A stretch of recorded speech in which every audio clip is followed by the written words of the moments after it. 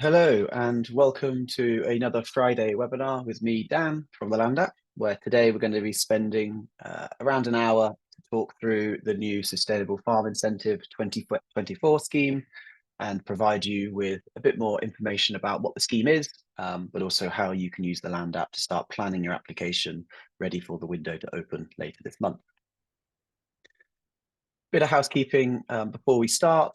So as this is a webinar, your camera and microphone will remain off for the duration of the presentation. However, that doesn't mean we don't want to hear from you. We have enabled the Q&A function that you should be able to access at the bottom of your screen.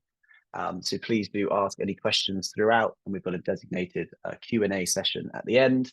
We have also, I believe, enabled the upvote system. So if there's a question that you really want to see answered, please keep your eye on that Q&A and upvote it with a thumb.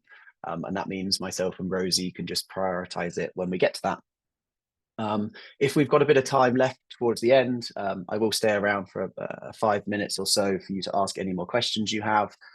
Do feel free to stay for that. And as this session is being recorded, all of you that have registered will receive a copy of that probably early next week. Plus, we will be putting it on our YouTube channel as well. Finally, as usual, once you leave the webinar, whether that's at the end or within the session, there's just going to be a small series of questions. I think we've got 5 questions loaded. If you could just answer those feedback questions for us, that just helps inform how you found the session, but also the future direction of both these webinars and the tool itself. So I'm going to quickly do some updates from DEFRA, so just get you up to speed with what we know from SFI 2024, what we've learned and what some dates are looking like in terms of application and upcoming additional extras. Then going to talk through some Land App updates, so just what the team's been busy working on behind the scenes and what's been released recently, which includes the updates to our Land App mobile, plus just announcing our new network of accredited professionals that some of you on this call would love for you to get involved. I'm then going to do something slightly different, which is I'm going to instead spend just 5 minutes just showing you a bit of a case study of what a good SFI application looks like. We're very fortunate that our founder, Tim, and his family are just about to apply for SFI 24, and they've given us permission to just show you their map, to show you where they are at the moment and how they've been using the tool.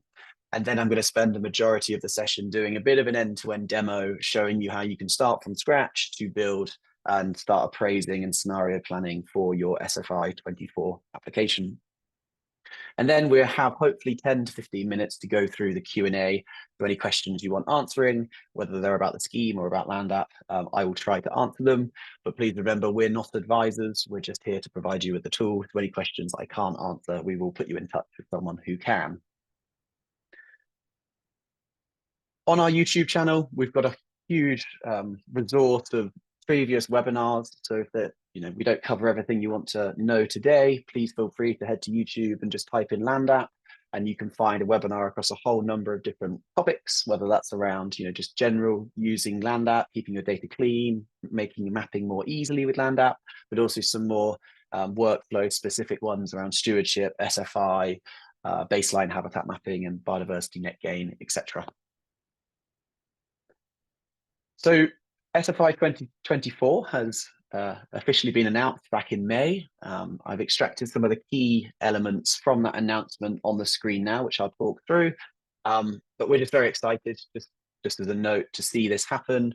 This is a really good step towards simplification of the grants that you can access for the farming community from the Rural Payments Agency. And what we've really seen with the SFI 2024 is 2 main things. One of them is just increasing the breadth of actions. So there's 102 actions now available, of which 23 of them are new. Those new actions include things around precision agriculture. There's a bit on robotics, and there's some other quite novel actions. So definitely worth having a little look through their guidance. 57 of the actions are kind of a copy and paste from Countryside Stewardship mid-tier, and this is DEFRA moving more towards a harmonized system where stewardship and SFI are starting to merge together. And one of the key changes is that most of these actions are actually a shorter contract, what we're used to in mid-tier. So most of them, so 94 of the actions are actually available just on 3-year cycles. So for those that are perhaps not wanting to commit for the full 5 years, SFI is becoming a really nice option for you to have a slightly shorter contract to try and achieve a couple of those things.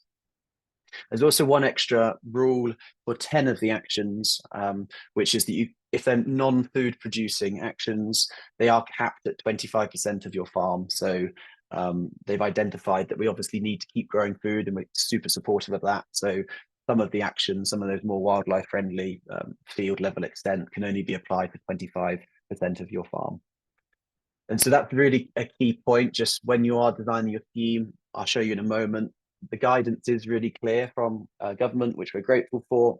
But should please remember to check the guidance and to make sure that what you're putting in is eligible, and making sure that you are sticking to all the various different edge cases by reading those guidance. Just a quick note for anyone holding existing schemes. There's been a lot of feedback when they're designing this new scheme that some people may want to move from existing mid-tier or your HLS, your higher level stewardships. And the note from DEFRA at the moment is that in September 2024, you will be given the option if you want to move away from mid-tier or HLS. However, the guidance is still saying if you're in a stewardship higher tier, the higher tier application, you won't be, because they're looking to continue higher tier into the future, whereas they are looking to slowly phase out mid-tier from what we can see. And then there's also point of note around woodland creation. They are looking, I think, in 2026 for England woodland creation to be part of the SFI stewardship realm, but at the moment they're handling it as a separate application. So anyone who's considering England woodland creation, that's still a separate scheme. And we do have a webinar on our YouTube channel explaining how you can use Land App for that. The applications for everyone opens on the 22nd of July. So hopefully this webinar is timely to start enabling you to start thinking about what options you may want to apply for, start scenario planning and collaborating with any stakeholders, ready for that application window to open. Finally, on this slide, just a note, we released a case study just the other day, Wednesday, with one of our friends and partners, Rob Brown at RB Rural. And it's just a really nice case study explaining how Land App is supporting him and his clients collaborate around the SFI application. And you can get that on our website. So behind the scenes, Land App has been doing a lot of work. We're investing a lot of time and effort into increasing the functionality of the tool itself, plus releasing some new functions. And I'm just bringing out some of my favorites from the last couple of months. The first one, the obvious one, is that the new template is now live. So for your SFI 24, which allows you to start looking at those different actions that we're going to be talking through today. We've updated all the guidance links. So as you start drawing those options on the map, you can get direct link into the guidance relevant for that action. And of course, we've updated all the payment rates. The second point, which I've got a slide on as well in a moment, is that Land App Mobile is still being developed, but we last week or the week before has just released what's called version 1.1. So this is an iteration on the existing Land App Mobile, which now allows you to go out into the field and start drawing lines and collecting points in the field using a general data collection template. We've also introduced an offline mode, so anyone who is struggling with signal can now download their maps offline and go and collect the data without requiring signal. And then when they're back connected to the internet, back on Wi-Fi or through your mobile network, you can then automatically sync that data back up to your desktop. And we've also made some bug fixes as well based on feedback.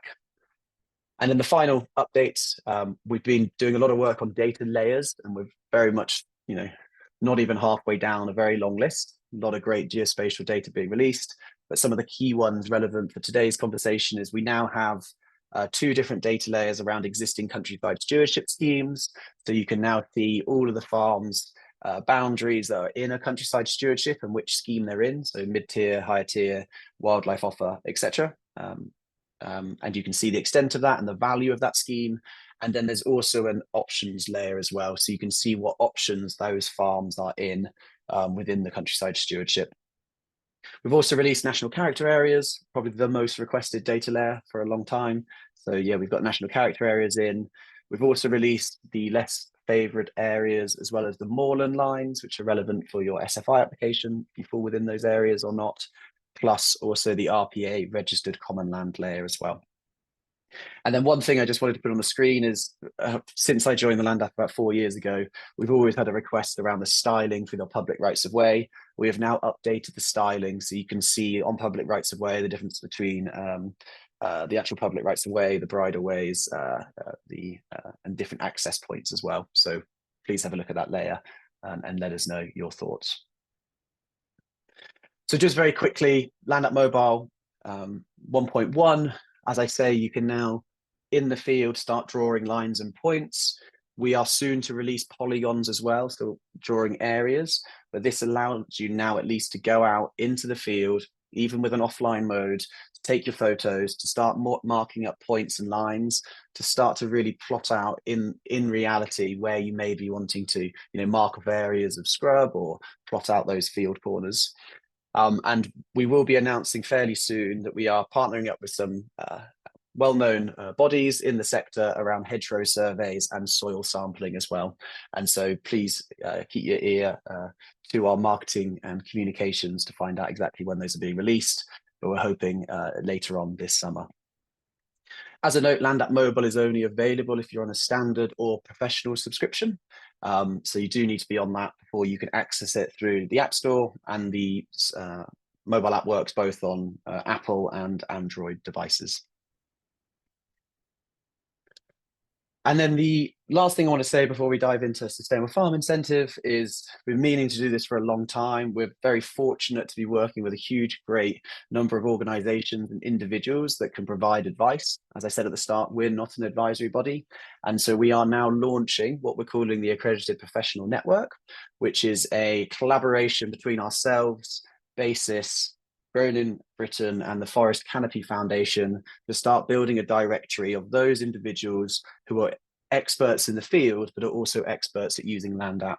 And so we were providing this network with bespoke training and bespoke opportunities to help us deliver projects. And so if you are registered with either BASIS, Grown in Britain, or part of the Forest Canopy Foundation, please get in touch with George at thelandapp.com, and he can help guide you through what that looks like. And we've already got some really good organizations coming through that system as well. So I want to spend just 5 minutes showing you Norney Farm. So Norney Farm is actually where the Land App started. So it's quite nice to come full circle and show you what they've been up to. And this has been a partnership between the Surrey Wildlife Trust, Norney Farm themselves, and some of the accredited professionals within the Surrey Wildlife Trust as well.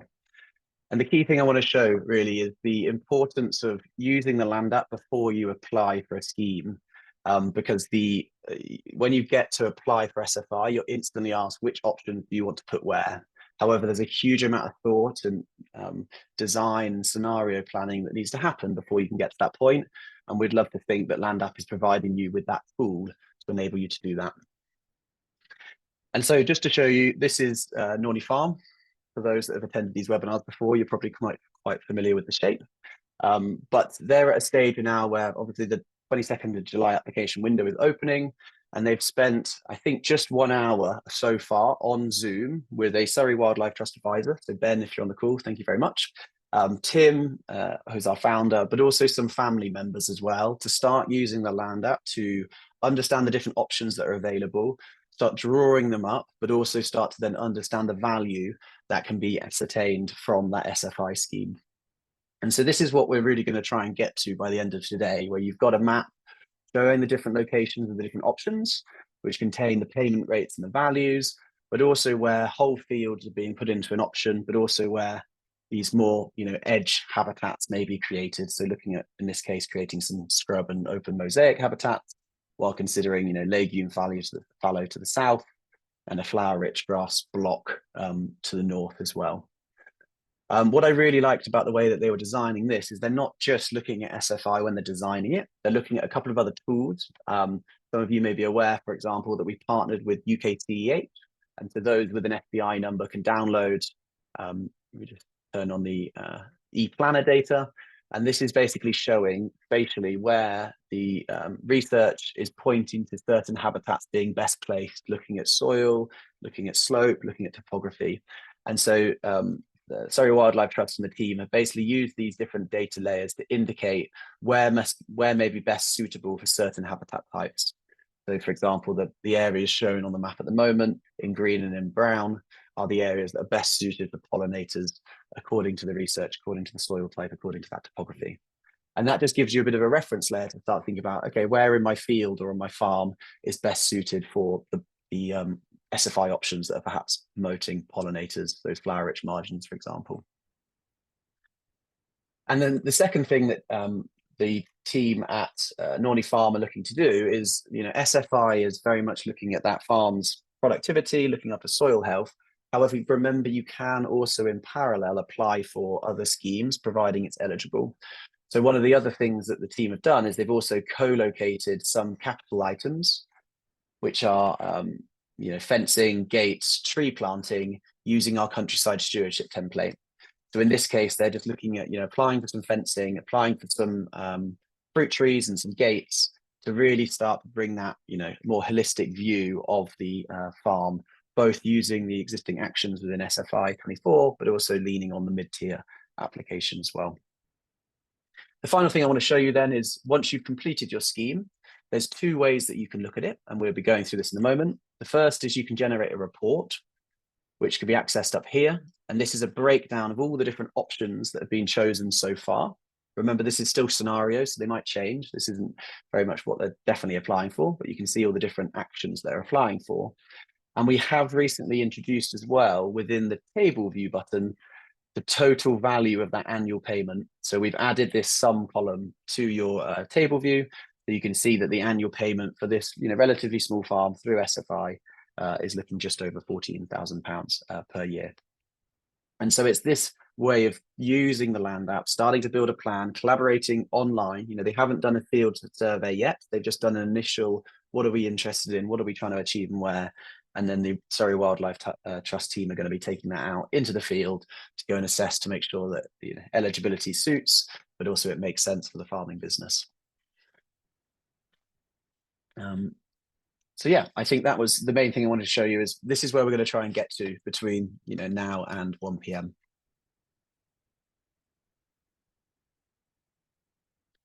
So I'm now going to spend 20 minutes or so getting to that point with a different farm, using the new template, talking through the process. I'm going to try and go through as slowly as I can, but we've got lots of help guidance on our help center to help guide you through the process. So for those that don't have an account, very quickly, you can come to thelandapp.com and you can sign up for free. Everything I'm showing you today, up to mobile app or some of those reports, is free, so you don't need to be within the subscription. However, being part of the subscription allows you to access a lot more functionality, a lot more data layers, the mobile app, etc. Once you've got an account, you can log in and you can create a new map. I'm just going to call it SFI Demo 2024 and remove some of these team tags. And this then drops you on your interactive base map. For those on free, you have access to a number of different base maps that you can change between, things like Bing imagery, which is your live satellite, or not live, sorry, an aerial imagery that's updated every 3 years, and then Bing imagery of labels, which is the same, but just has road names, town names, etc. Those who are Ordnance Survey customers and have bought the OS credits can also access Ordnance Survey base mapping as well. And for those that are on the standard subscription, we've also got LiDAR data as well, which I may be toggling on later, which just shows you how the land lies, perhaps beneath that vegetation, for you to start to understand more around the topography of the field and start to reinstate some of those lost historical features as well. Most of the demo, I'm going to be on Ordnance Survey Lite, although I might be flicking between them as we go. The first thing that we always like to do is basically download your field parcels from the Rural Payments Agency. And you can do that by hitting New, Import Data, and choosing Import from Rural Payments Agency. From there, you can copy and paste in your 9-digit single business identifier number. And for your SFI application, you definitely need the land covers, because that shows the extent of your field parcels, but also where the different blocks of arable, grassland, woodland are, etc. Plus, I'm also going to download the hedgerow data set as well. You can optionally as well download land parcels. It's not essential, although it can be useful. The next step is you want to bring it down into a template. And for those that are new to LandApp, these templates are what we've built over the last 7 years that formalize what you're mapping and provide you with a bit of clarity on what you can and what you can't map. With basic payment phasing out, we will be soon rebranding the BPS template to more of a generic land cover, because contained within a basic payment, you've got some really nice codes for crop types and woodland and scrub, etc. But I always recommend when you are building a plan, whether it's a stewardship or an SFI, to bring it down to the basic payment scheme. And then in a moment, I'm going to be using the SFI 24 template as well. But by clicking basic payment scheme, giving it a name, BPS underscore land cover, for example, and call this Glades, name of the farm, and hitting import, the LandApp goes and sends a request to the Rural Payments Agency and imports for me all of the field parcels for my farm of interest. Plus, because I've gone into the basic payment scheme, it's also coloured in all of the field parcels relevant to their land cover type. The farm I'm looking at the moment is predominantly permanent grassland, which is this lighter green, but we've also got the different woodland blocks, which are the darker green. On the left-hand side, you can see that we've got 2 layers. If I turn off the land cover, I'm left with where the hedgerows are as well. Remember, these are hedgerows that the RPA think are there, and they haven't been refreshed for a little while. So do take a bit of time to double check that you're happy with where the hedges are, and you can edit those hedge lines by moving the line and extending it to make it more accurate to what you know is on the ground. So with that land cover map, this is acting as a bit of a backdrop for me to know which fields are which land use type. As a note, for the arable fields, they won't be allocated a code because the RPA is always 1 year behind. So if I click on this field, for example, it says it's arable land, but you can assign it to an arable code. For example, I can assign it to a fallow code, or there's lots of other arable codes that you can choose from, but I'm not going to get caught up in that. And remember, you can bulk annotate by clicking on one feature, right-clicking and choosing select feature type. And what that's done is that's highlighted all of the fields that have not currently got a BPS code associated to them. And it's going to make them all permanent crops for now. So they just turn yellow. So now I've got my base map, my land cover map. I can start building my SFI plan because I know where there is grassland, where there's woodland, and where there's arable. Just for the demo, however, what I'm going to do is just going to make these 2 fields arable, just so we have slightly more variation when I'm doing my design. Okay, so now I'm ready to start building my SFI scheme. The first thing I do is go back to new. I'm going to then hit use template, and I want to find in this list Sustainable Farm Incentive 2024. For those that can't see it, just make sure that your sector, if it's set to something like valuation or planning and development, sometimes you can't see them all. So just by turning it to other, you get all of the templates showing. So you get a full list of all the different templates for choosing. I then choose the SFI template 2024. And instead of having to import my data again, what I can do is I can just create my SFI from an existing plan. And this time I'm going to create it from my BPS template, which is the land cover map I was just showing you. And I'm just going to rename this to SFI 2024, like so. And all that's now done is that has just duplicated that green and yellow plan into a blank plan that no longer has any attributes associated to it to do with the options, but it does still contain important information like the field ID and the land use type. So it tells you that this is permanent grassland, for example. The reason I have this land covers there, and I always say this during training sessions, is it means I can keep toggling this on and off, and I can just be reminded visually of where's grassland, where's arable, and where's woodland as well. So what I'm going to start with is just showing some of the key functions of the SFI template, starting with these grass fields just to this central block of the farm and turning this off for now. So the first thing you can do is when you click on a field, you can assign that whole field to a certain SFI option. And you do that by hitting the Assign Use button at the top right. And when you hit that, you've now got a full list of all the different categories that make up the SFI 2024. Within those, you can click on the different categories. So exciting to see agroforestry is making its way into the scheme with more to come, I've heard. But what I'm looking for is grassland, because I'm doing a mainly grassland and arable plan today. And what I want is an option that's going to be a whole field option. So for example, those familiar with mid-tier, this managed grassland with very low nutrient inputs, very similar to the GS2 option. And so by clicking on that, that field is now assigned to the CLIG3 code. I, just like yourselves, are going to be taking some time to learn the new code names. In my head, it's GS2, but it's not a GS2. And so by doing that, a couple of things has happened. Obviously, the colors changed. So I've got an updated styling for my area, but I've also been given a couple other bits of information, like the payment rate per hectare. So I know how much I'm going to get paid, in this case, £151 per hectare, which means the total value is £569. The other thing that we've added is this link to the guidance. So you can see that we've got a hyperlink just as we do for countryside stewardship. And by clicking on that, that then just directly takes you through to the guidance for that particular option. So you can then have a read around the eligibility, how much you're going to get paid, what the duration is, what it's trying to do, but also where it's eligible as well. And so this is the really important bit, is just make sure that you're assigning this particular option only to permanent grassland or to temporary grassland as well.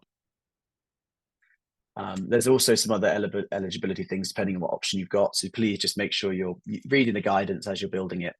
But by centralizing the guidance in this way, you don't have to trawl through all of the DEFRA guidance to find the one relevant to you. It's create the map of the things you want to do, and then you can access the guidance on the right hand side.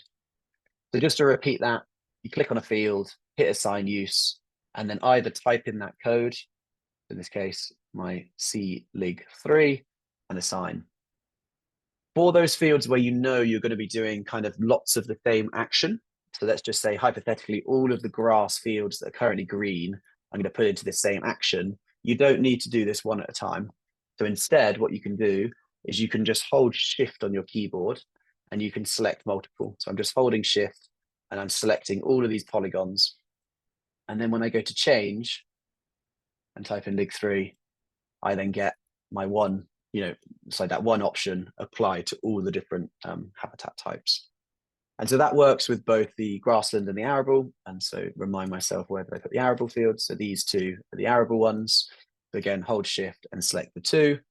And I may want to be putting these all into an option like the herbal lays, which is CSAM3. Okay, and exactly the same things happened where I've been given both the payment rate per hectare, but also it's then automatically calculated for me how much I'm going to get paid for that particular action for each of those fields. So whole field actions are, there's quite a few of them. There's, you can put soil sampling, there's herbal lays, there's lots for grassland. And hopefully that list allows you to start applying those either in bulk or one field at a time. The second type of action that is found within stewardship and within the SFI is, taking out field corners. And so, for example, I may want to take out this area of field corner in here and apply that bit to a separate action. And the way that I do that is I can split out this template by hitting the split button. That's accessible by right-clicking on the polygon. You get this little menu, and then you just need to start outside of the field by clicking once and then double-click outside the field on the other side. And what that's now done is that has now split my field into two. Both at the moment are given the code CLIG3. However, there is an option for grassland corners, which I think is CLIG1, I think. Again, this is my, take grassland field corner blocks out of management. So now what I've done is I've updated this area of a code. So it's got a different code and it's got a different payment rate. So you can see that this whole field is £151 per hectare, but the field corner is £333 per hectare. And that has updated the guidance for me as well. So that's a live update. The next type of option that you can add is what they call supplementary options. And so this is both for grassland and for arable. And there's a number of ways you can do this. I'm going to show you both ways. The first one is containing all of your actions within one plan. So within one plan, my SFI 24, I can add another supplementary action on top of this field. And the way that I do that is I first duplicate by basically copying and pasting. So I now, internet's cutting off, good. I've now got 2 polygons on top of each other. If I move that, you can see that I've got 2 polygons like so. However, what I can do is I can then change this to a supplementary action. So for example, there is a lenient grazing supplement. And when I add that, what I've now got is I've got 2 polygons on top of each other. One of them is the low input grassland and one of them is the lenient grazing. However, what you'll notice is that the labels are now kind of on top of each other. This is something that we're looking at behind the scenes. We've had feedback on this. So if I turn off the labels for the lenient grazing, I'm now left with just that one label. But what I can do is I can add an additional label to my low input grassland, which can either be accessed by going through the right-hand panel. I need to find my folder, and I've got the different options in here. And I can then add a name or an additional label for that additional grazing supplement, which I think is GRH, like so. And so now what I've got is I've got a polygon that's representing both the GRH10 and the CLIG 3 as well. I hope it gets easier to remember these codes. Lenient grazing, where is it? It's gone, like so. And I can obviously take off the payment rates as well to make sure it's nice and clean. So that's one way of doing it with the supplementary option, where you've got this single plan on the left-hand side that shows both the action and any supplementary actions. What I have seen people do, which actually does look quite neat, is actually you can create 2 plans. You can create one with just your main actions, but one plan with your supplementary actions. And the way that you can do that is you can click on your supplementary action, right-click and copy it to a plan, and create a new plan, which I can call SFI 24 supplements, and bring that over to a new plan. And now what I've got is I've got 2 layers, which I can then toggle on and off as well, which is showing the location of the supplement action. And then on my main plan, which is this one, I can just delete this action as well. So they both kind of do the same thing. One of them keeps the supplements separate and one of them doesn't. Okay. So continuing that thread, just to reiterate for the arable fields. So arable, we can do corners. So I can do the same thing where I can split off a corner if I want. Just going to move this back to adjust feature so I can see the dots around the outside. So you can split off corners, exactly the same, start outside. And remember, you can be quite specific on how this corner looks as well. So if you want to add a bit of a kink in it like that, you can do that. And then you can add another corner, grassy field corners or blocks. I'm not sure what the eligibility is for that, so I will double check whether grassy field corners is available on arable. Intact grassy sward. Eligible land is arable land. Great. So I can put my I can put this code of CAHL3 in the corner of that field. Another option, rather than taking the corner out, you may want to put a buffer in. And actually in Tim's farm, he also put in a buffer. And so you can add a buffer by clicking on the field, choosing the buffer, and then choosing side 2 for the internal edge or side 1 for the external edge. And so let's just put in a 6-meter buffer. Let's subtract it so it minuses its hectarage from the main block, like so, which means I'm left with this clean buffer of exactly 6 meters. And then I can assign it to a buffer code as well. I type in buffer, see what comes up. There we are. HL4, 4 to 12 meter grass buffers on arable or horticultural land. Perfect. Okay, so that's me adding a buffer, and I can put in the labels as well. Okay, so you can start to see then you're building in this plan, starting with that whole field and slowly breaking it down to where you want the field corners to be, where you want the buffers to be, and where you want the main options to be. Supplementary options as well. So it might be that for this field, I want to put in a supplementary option. So nil fertilizer, I think, is one of them. So again, I can either duplicate it, hit change and type in my nil fertilizer, and that then drops on these supplementary actions on top. But again, you've got the issue with the labels, or you can copy that over to your supplementary plan and have that as a supplementary option kept separate, like so. How you do it, up to you, depends on what your preference might be. Okay, so I've got, these are my base plans, and then I've started to build this supplementary plan as well, which is showing where I'm doing these additional things. We have, where possible, tried to style it, so there's a bit of contrast between the supplementary options and the main options, and that was a bit of feedback from this SFI 23. However, if there's a way that you think we can style this any better, we haven't obviously tested this with every combination. Please don't hesitate to get in touch with our support channel. I almost want to start a competition who can make the prettiest SFI plan with all the different options, and we start to use that. So we weren't given any guidance on how to style this because the maps aren't essential for the application anymore. But obviously this planning stage is really important, particularly if you're working with clients or stakeholders, that we have a clear way of articulating the styling as well. So do feel like you can get in touch if you've got a better way of drawing the styling. So that's me adding options and supplements to my plan. There are obviously a couple of other things that from here that are going to be really important tools for you. I've obviously not looked at data layers yet, but reminder, we've got lots of different data layers. Things like priority habitat do impact eligibility. So if I look at my priority habitats, you can see to the northern edge of this field farm, I've got a priority habitat grassland. Or I also may want to look at the countryside stewardship. You know, where are my existing management areas? You can see that this farm, part of it is in stewardship as well, and part of it's not. And you can start to see both the location of the stewardship, but also the value of that stewardship as well. So you may want to be turning on those layers, and other layers that are useful as well are things like designations.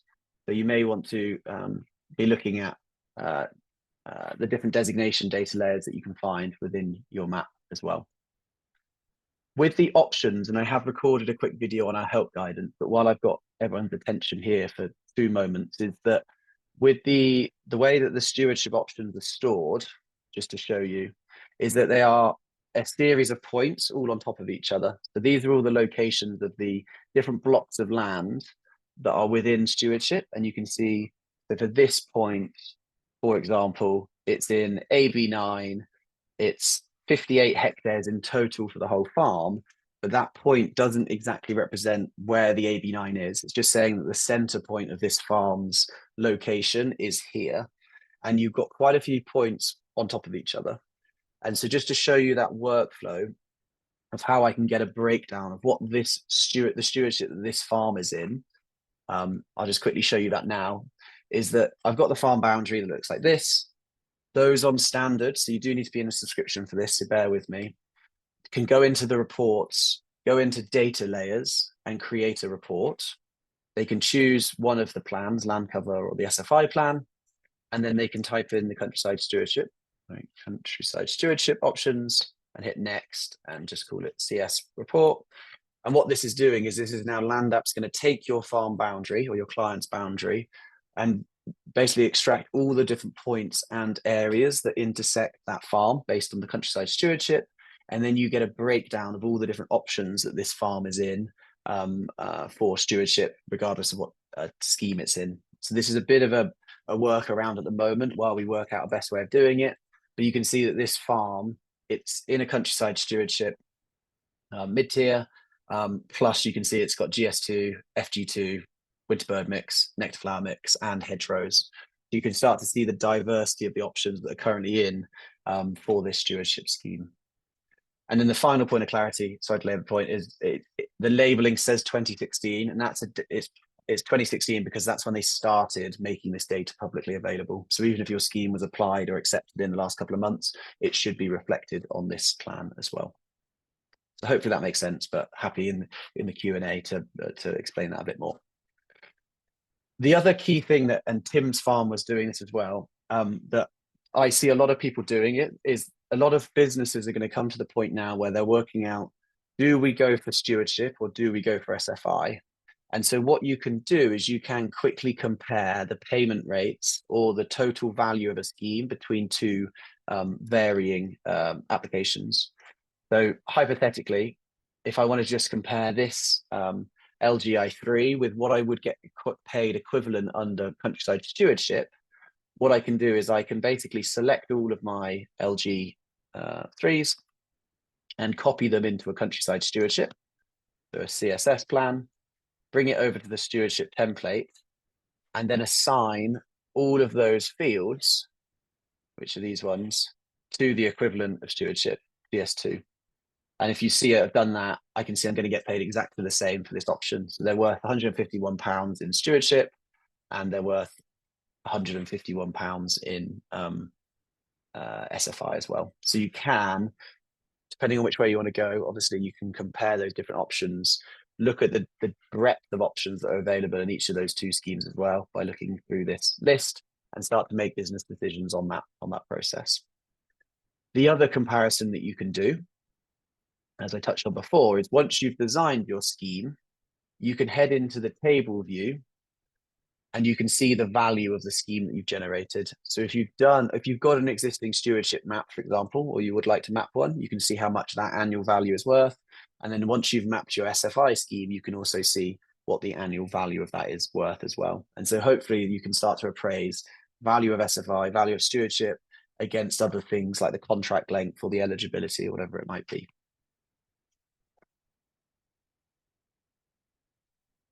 So one thing I'm just going to check, because I'm unsure, to be completely honest, is whether we've got any linear features. I think we have some hedgerow options, for example. Yeah, so when you draw a shape, depending on what shape you've drawn, you get a different list of features. So what I've just done is I've just drawn an arbitrary line just to show you the different boundary options that are available under SFI. So we've got dry stone walls, earth banks, hedgerow condition, management of hedgerows, and maintaining and establishing hedgerow trees. So those are all available under the SFI scheme. And very much the hedgerow surveying template that I mentioned earlier that we'll be announcing very soon has been built to really help you complete the hedgerow condition assessment. So it's once you're in this scheme, how do you maintain a surveying template relevant for those hedgerows? We're delighted to be doing that with the People's Trust for Endangered Species soon. And then also the other boundary lines, so not boundaries, water bodies as well, is there's also this management of ditches. Just be aware to check the guidance, and we have tried to give hints around how the price is calculated, but we're getting pound per both sides, which means that you're getting this number times 2 if you're managing both sides of the of that ditch. For those that have got the hedgerow data downloaded, so for example, this is a little trick. If you want to basically get an SFI payment for all of the hedgerows that you've got mapped, you don't need to manually redraw all of these hedgerows. And so what you can do is instead you can you can click on the 3 dots next to your hedgerow data layer, click select all, and that will highlight all of my hedgerows. I can then just copy on one of those hedgerows and bring it over to my SFI plan. I'm actually just going to bring it to supplement, keep it separate, like so. And then once it's in the supplements, like so, you can change all of them. Ooh, he says confidently. Select all of my hedges. And you can basically assign them all to either the assess, manage, or establish codes. So let's just say I want to assess the condition of all of those different hedgerow types. You can see now what I've done is I've basically applied, turn both of those on. I've now assigned all of my length of hedgerow to a hedgerow surveying as well within my supplementary data layer. And that should have also updated my payment rates as well. So you can see my supplementary payments, how much I'm getting paid to go and do the hedgerow management for that, for those series of hedges.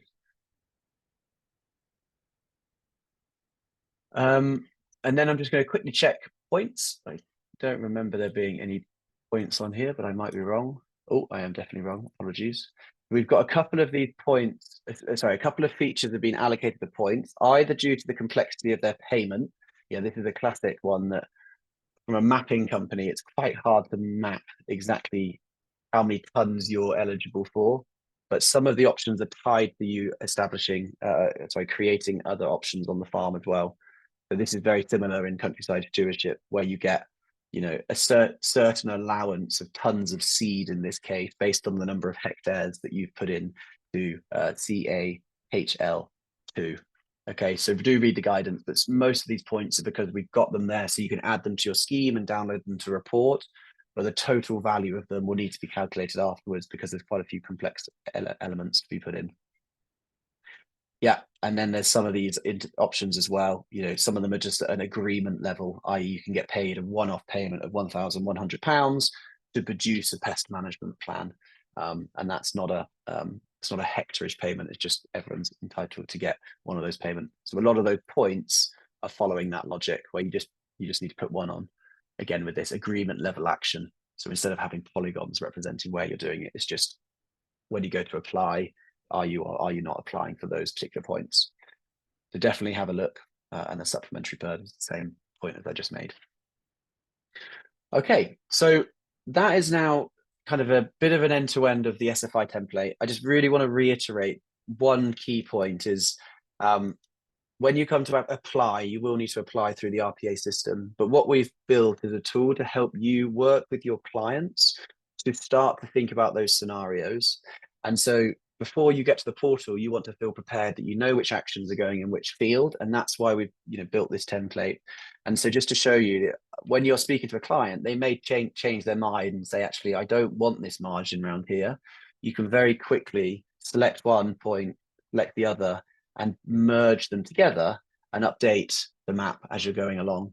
So you, instead of having to constantly, hand over PDFs, instead you can work in real time.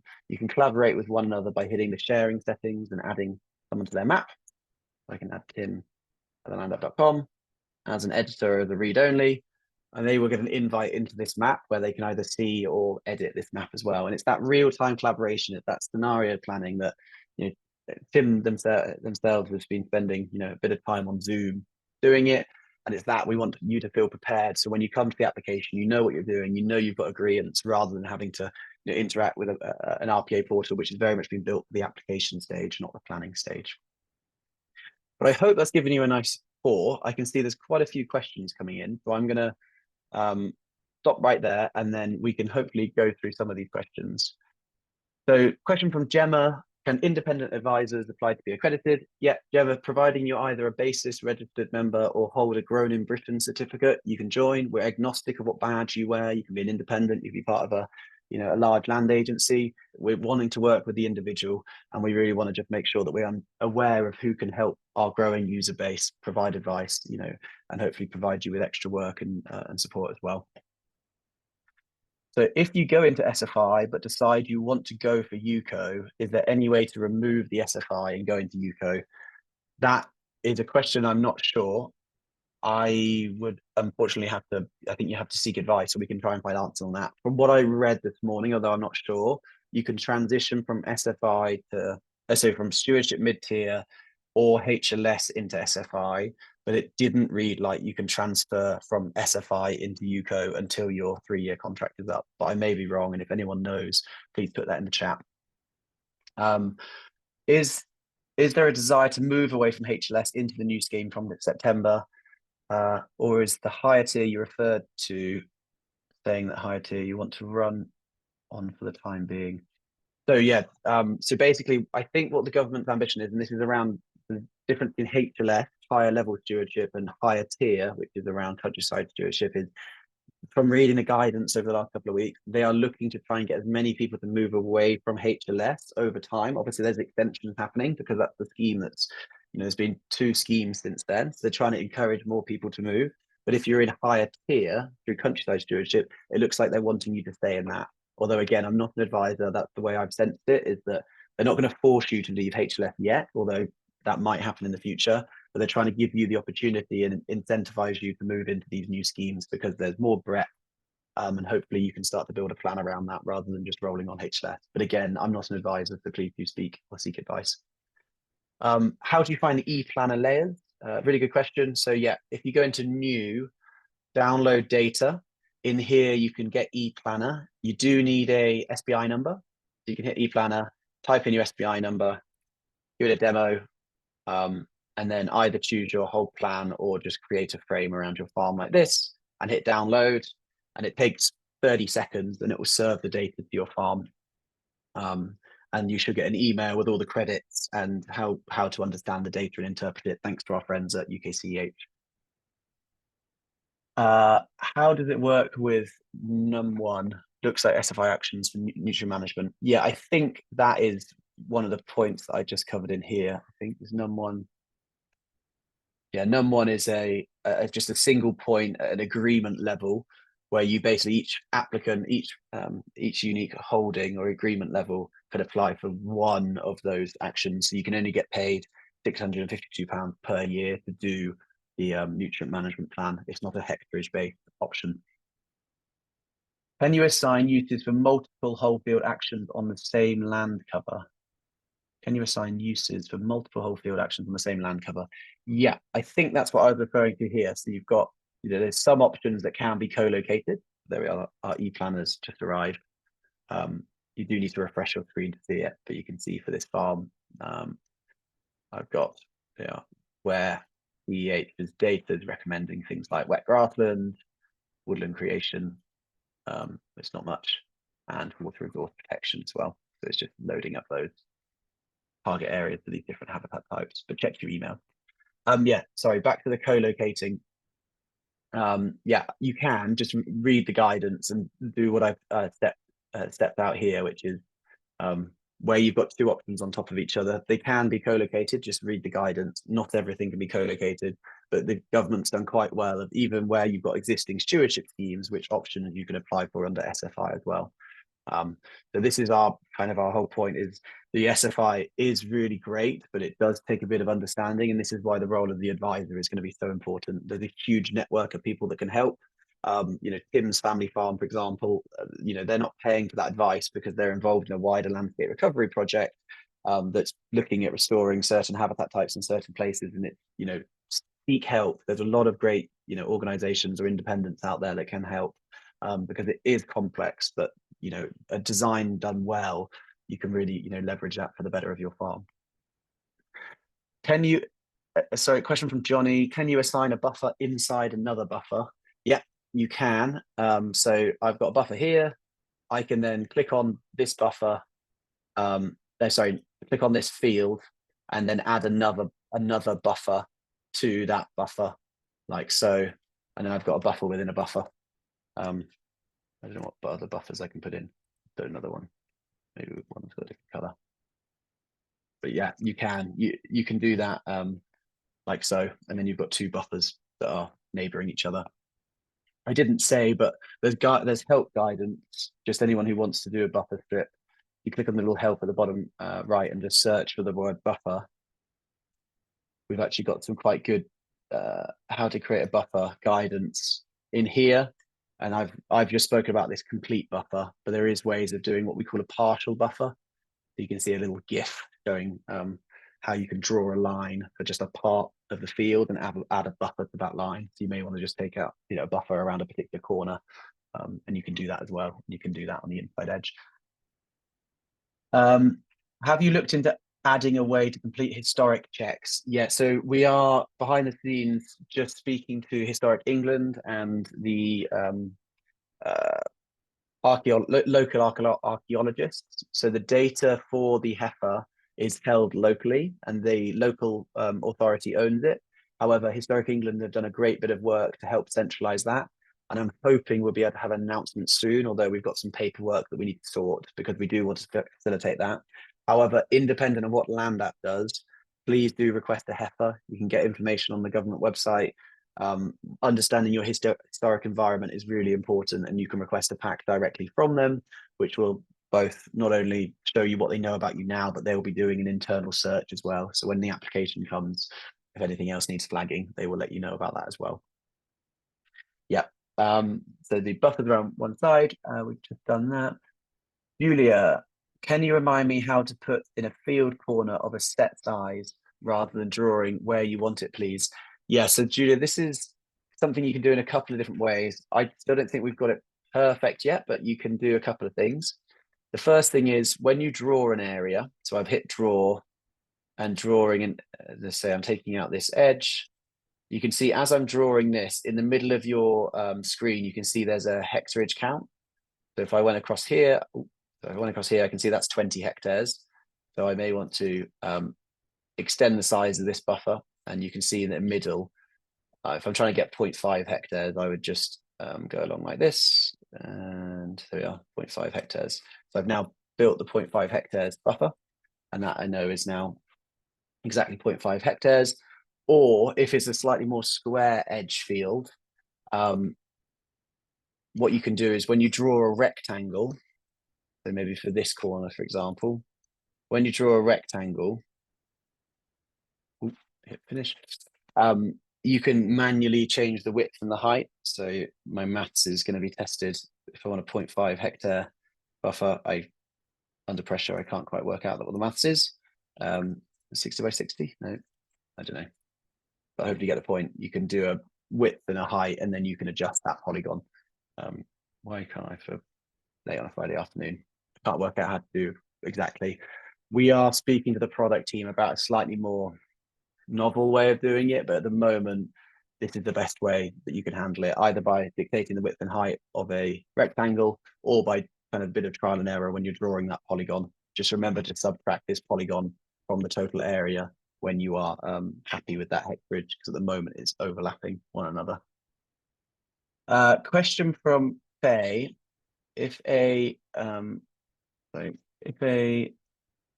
100-meter hedge is a roadside hedge and you want to claim both sides for the HW2, how do you get the measurement to read 200 meters? Okay, there's a good test. Right, so let me just draw on my supplement. I've got a hedge there. Okay, so let's say I've got this, it's pretty close, 110 meters. You've got to draw, assess and record a hedge for one side. I might need to read the guidance on this before I commit too much to what exactly it is. You've got 100 meters here. So on your report and on your calculation, I've only got 100 meters. What I would do is I would just duplicate that hedge. So I've got two hedges. Ooh. And in the chat, if there's a better way of doing this, please let me know. And then I would basically overlap those hedgerows like so.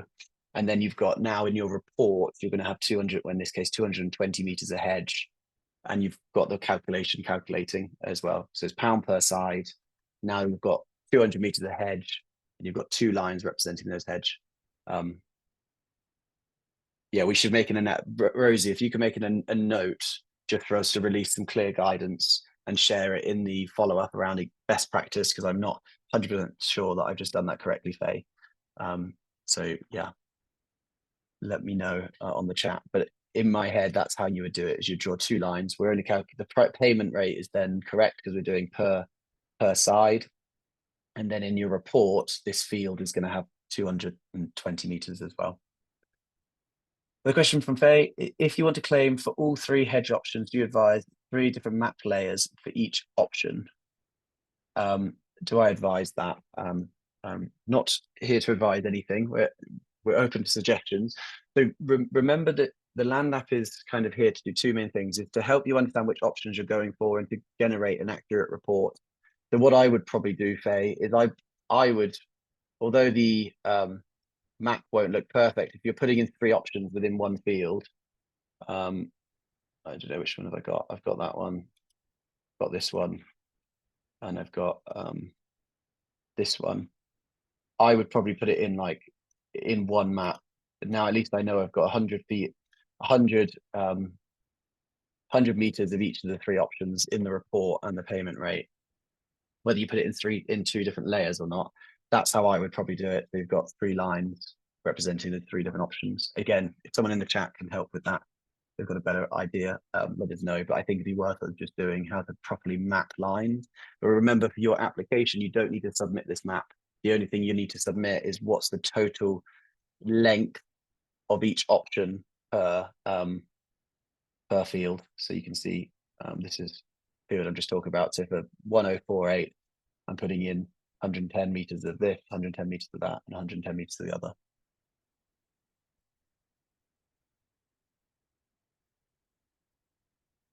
You can't claim H.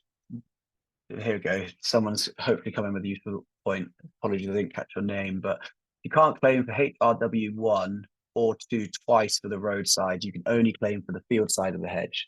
That makes sense, actually. So if you can't claim that. Sorry, I probably should have known that. You can't claim for the roadside of this hedge. You can only claim for the field side anyway. There's only when you're managing both sides, the adjacent side, can you claim for both. If you're only managing one side, you can't claim for both. Thank you, Oliver. I'm assuming that's Oliver from Flag. So thank you. I think we need to just work together on getting good guidance out because it is, yeah, still not properly settled in my head, I'm afraid. What about linear features and standout features like swales and ponds? I assume these can just be cut into existing parcels. Yeah, so I call these floating options. So yeah, if you've got a pond or something in this field, you can draw an area. I'm not sure if swales are an option. I hold shift on my keyboard to make it slightly more artistic, if you'd like this. And then you've got a floating option. Is swale an option? I don't think swale is an option. Is there lapwing plots? Yeah, nesting plots for lapwings probably wouldn't be that shape, but yeah, then you've got a floating option in your field. You can draw that. The main thing you want to get is the field parcel correct? You want to make sure the field parcel number is correct and the total hectares you're claiming for is correct. Samuel says where we haven't duplicated polygons, it'd be useful to be able to revert parcels to plane again without any association of options. Yeah, so at the moment, Samuel, the only way you can do that, to say I want to turn this to a plane option, is within the categories, there is just a common area, which turns it pink, and that means it's got no option code available within it. And so yeah, just if I did 2 of them, so it makes them pink, that means that field's not got an option in. And if you're not happy with that pink color, remember you can style all of these as well by changing the opacity or pattern or however you want to change it. Probably not that blue.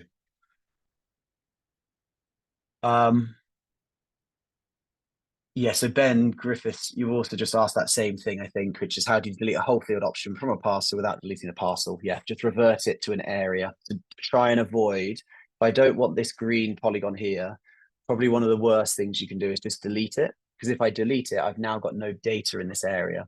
So just click on the parcel and revert it to a common area, and that removes any option from it, but it keeps you that shape so you can still use it if you need.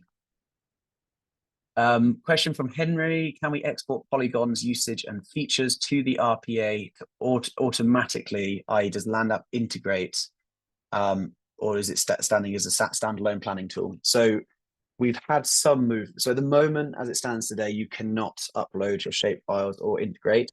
However, we are having conversations with the RPA about this.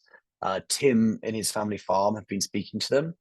At the moment, it's the standalone planning tool. However, depending on how well you know your RPA contacts, you can either add them to your map, like I've just said, or you can export the shape file. We are really working hard with both the RPA and the Forestry Commission around UCO to accept these as part of your application. Because what happens on the other side is that they will digitize it again, i.e. they've got for stewardship or a UCO application, this a map showing where the woodland is, but someone on the other side would turn it back into a geospatial plan. And we just really want to help iron out those efficiencies, i.e. share your shape file with the RPA, share your shape file. So watch this space. We've not made as much progress as we'd like to on that, but if you know some at the RPA, we'd love to have a conversation. We already are, but the more people that are requesting this, the more likely that they're going to make it happen. Is there a way of changing the option color? Is there a way of changing the option colors on the template for all applications, i.e. to change all to the SAM3, SAM2 as they're the same? Yeah, I appreciate what you're saying there, Ben. So if I just put in SAM2, and so this is the SAM2 color, so like this, and you want all of your SAM2 to be slightly more stylized. At the moment, we don't allow you to save styling. It is definitely on the request list. It's just being beaten by a number of different things. Like you may want to have this styling for all of your SAM2. We don't have a way of doing that at the moment, I'm afraid. There are, I think for now, probably the thing is to say no, you can restyle maps. And just to show you, if I want this one to be found too as well, when you select the first one that is styled and then select all the other SAM, I think if you change the opacity, yeah, the colors jump across. So you can, within the same plan, make all of your SAMs the same quite easily. It's just when there's across different plans, we're not there yet. Although drop a message to support and we'll get added. We do a lot of product update through democracy. So the more people request certain things, the more likely we are to develop it. And so if styling and like making your own styling is something that's valuable to you, do drop us a message. I appreciate I've overrun, but I'm happy just to finish off the last two questions. Thank you all so much for staying, because there's still over 100 of you on the call, which is great. So just last couple of questions. Martin, just to be clear, this map only allows us to build an SFI scheme to demonstrate what can be done to the farm, but the actual application will have to be done via the RPA website. Yes, correct, Martin. So at the moment, this is basically a place for you and your relevant stakeholders, family, friends, other members to design the scheme, to get clarity on what you're trying to do. You then need to apply officially through the RPA. We're looking at closing that gap because it makes sense, but at the moment, this is very much a place for you to collaborate. At the moment, when you go onto the RPA system, you don't have a way of scenario planning. You can't compare like for like. You can't design the scheme as such. You just, what do you want to do and where? And so we're providing a tool for you to do that initial planning before you go to apply. How do you remove an area of a feature, e.g. a pond from the middle of a whole parcel? Yeah, so I've got this pond, hypothetically, let's just say this is a pond, and I want to get rid of it. The easiest way is to click on the outside field, hold shift, click on the internal field, and then merge them together. And then whatever one you select first kind of absorbs the one you've not. Question from Emily. Does the addition of the floating feature to the parcel minus the area of the floating feature? Yeah, it's a really good point. It doesn't automatically, because there's some cases where you want the floating feature to remain. But in this instance, I've got 0.9 hectares, 3.7 hectares, but they are overlapping. If I want to minus the pond from the wider field, I just need to click on that feature, go to the buffer tool and hit subtract, and that will then hole punch. You can see that 377 went down to 368, and now I've got a pond-shaped hole in my polygon. Okay. How detailed is the agroforestry designing in Land App? Connor, we've been behind this. We will be releasing an agroforestry template and design tool very soon. At the moment, you can do it using the tools I've described today. And a lot of people are, draw lines, add buffers, but we are releasing a bespoke agroforestry tool very soon. So hold that thought. In terms of accuracy, providing you're using the OS base maps, it's as accurate as OS is. We follow them exactly. So yeah, we'd be confident that it is accurate, but how you draw it is still a bit fiddly. So we're releasing a tool to support that. And then the final question before we're going to call it a day is a question from John. On the mobile app, do we need to do anything to use the new features? No, John, as long as you're already on the mobile app, so you're on a standard or professional subscription and you've updated it in the App Store, you should be able to then log on to via your mobile phone, access the general data collection and start drawing different points and lines. There's still a lot of work to be done on the mobile app. It is a huge undertaking. So we are behind the scenes getting polygons ready. We're releasing some new templates. We're allowing you to download this data, but that's not live yet. So just expectation management over the next couple of months, the mobile app will get better, but any feedback on it so far, go draw some lines, go do your measurements, go collect your evidence, drop some points, and it will sync automatically to your desktop as well. Okay. Thank you so much, everyone. It's so great to have so many of you still on. I'm going to call it a day there because I'm meant to be on another call. The recording for this will be on YouTube early next week, and just really grateful to everyone that's fed back into what we're doing, continuing with us on this journey. And of course, if you need a hand, we're here to help. We've got a support channel. Anyone who wants to get involved in the Accredited Professionals, would love to hear from you. And until the next webinar, look after yourself and speak soon. Thank you so much.